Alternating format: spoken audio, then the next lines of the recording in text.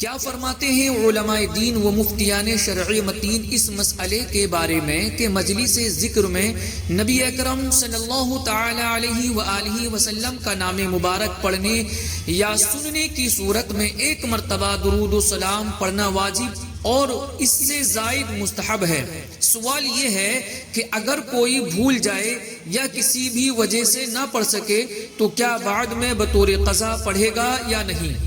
بسم اللہ الرحمن الرحیم۔ الجواب بعون الملک الوہاب، اللہم ہدایت الحق والصواب۔ جلسہ ذکر میں خود نام اقدس لے یا کسی دوسرے سے سنے، ایک مرتبہ درود شریف پڑھنا واجب ہے۔ اگر کوئی نہ پڑھ سکا، مثلا بھول گیا اور مجلس تبدیل ہو گئی، پھر بعد میں یاد آیا تو بعد میں اس رہ گئے درود شریف کے بدلے بطور قضا ایک مرتبہ پڑھنا واجب ہے۔ نیز اگر نام مبارک سن کر درود پڑھنا واجب ہو گیا اور کوئی فرد جان بوجھ کر چھوڑتا رہا تو یہ مختلف وعیدات اور محرومیوں کا باعث ہے۔ نیز اس صورت میں بطور قضا دوبارہ پڑھنے کے ساتھ توبہ کرنا بھی ضروری ہوگا۔ علامہ علاء الدین حصفقی رحمۃ اللہ تعالی علیہ، جن کا وصال مبارک 1088 ہجری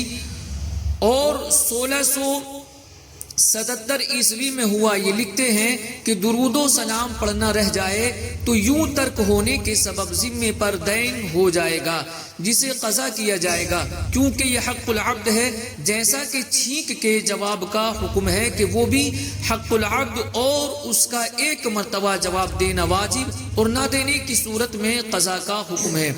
اسی عبارت کو شیخ عبداللہ سراج حسینی شامی رحمۃ اللہ تعالی علیہ، جن کا وصال مبارک 1422 ہجری 2001 عیسوی میں ہوا، انہوں نے یوں نقل کیا کہ درود و سلام ترک کرنے کے سبب دین ہو جائے گا جسے قضا کیا جائے گا، کیونکہ یہ حق العبد ہے، جیسا کہ چھینک کے جواب کا حکم ہے۔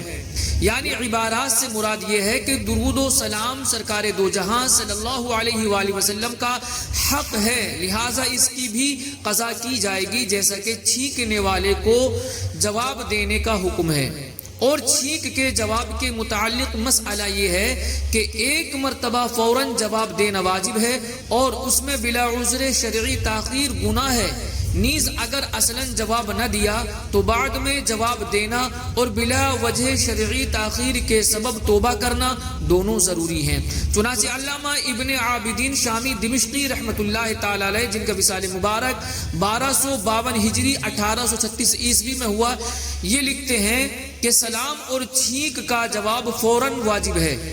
اس کا ظاہر یہ ہے کہ جب بلا عذر جواب میں تاخیر کی تو مکروہ تحریمی ہوا اور گناہ صرف بعد میں جواب دے دینے سے ختم نہیں ہوگا بلکہ توبہ بھی کرنی ہوگی۔ اسی مسئلے میں درود و سلام کو چھینک کے جواب پر قیاس کرنا فقط قضا کے معاملے میں ہے جبکہ احکامات میں نہیں۔ یعنی درود و سلام تو زندگی میں ایک مرتبہ فرض ہے جبکہ چھینک کا پوری زندگی میں ایک مرتبہ نہیں بلکہ ہر مجلس میں ایک مرتبہ جواب دینا فرض عملی یعنی کہ واجب ہے۔ علامہ احمد طحطاوی حنفی رحمۃ اللہ تعالی علیہ، جن کا وصال مبارک 1231 ہجری 1815 عیسوی میں ہوا، انہوں نے لکھا کہ جیسا کہ چھینک کا جواب دینا یہ تشبیہ صرف قضا کی حد تک ہے، تمام احکامات میں نہیں، کیونکہ درود پڑھنا عمر میں صرف ایک مرتبہ فرض ہے اور قول صحیح کے مطابق اس سے زائد واجب ہے، جبکہ ہر مجلس میں ایک مرتبہ چھینک